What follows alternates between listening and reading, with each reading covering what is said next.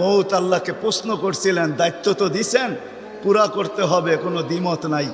কিন্তু মনে ভাবে মানুষ সারাদিন আমার নামের চর্চা করবে, খালি বলবে এই লোকটার কোনো কাজ নাই, শুধু সারাদিন গাজীপুরে ঘুরতে থাকে, যাকে মনে চায় তাকে উঠায় নিতে থাকে, সারাদিন আমার আলোচনা করবে, মানুষের মুখে মুখে থাকবে। তো আল্লাহ প্রতি উত্তরে বলছিলেন, সাআজআলুল মাউতি সাবাবা, আমরা মৃত্যুর কারণ বানায় দিব। ইয়াযকুরু সাবাব ওয়া ইয়ানসাক, মানুষ কারণ নিয়ে আলোচনা করবে, তোমার নাম ভুলেও নিবে না। এখন নাম নিতেছে ডেঙ্গু, কয়েকদিন আগে নাম নিছে করোনা, কখনো নাম নেয় স্ট্রোক করছে, কখনো নাম নেয় এটা সেটা, ঠিক না? হ্যাঁ, আরেকটা কারণও আছে। শুধু নবীজির দিকে তাকায়, এই উম্মতের জন্য আল্লাহ এটা করছেন, এই উম্মতের জন্য।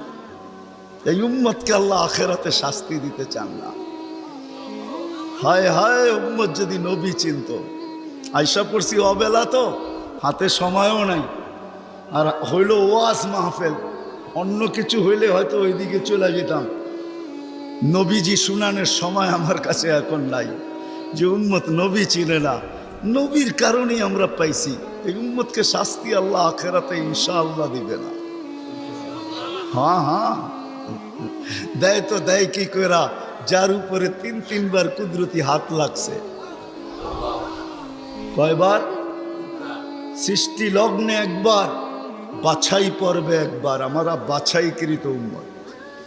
হুয়াজতাবাকুম জাহিদ, শুধু শুধু বলেন নাই, জাহিদু ফিল্লাহি হাক্কা জিহাদি। উম্মতে মুহাম্মাদি, আমাকে পাওয়ার জন্য যতটুকু শক্তি আছে সব লাগায় দে না। তোমাদের সেজদার জায়গা দিয়া নূর ফুটা বাহির হবে, নামাজের উজুর জায়গা দিয়া নূর ফুটা বাহির হবে, আর কারো বাহির হবে না, তোমাদের বাহির হবে। কেমন নূর? ইয়াসা বাইনা আইদিহিম ওয়া বিআইমানিহিম, নূর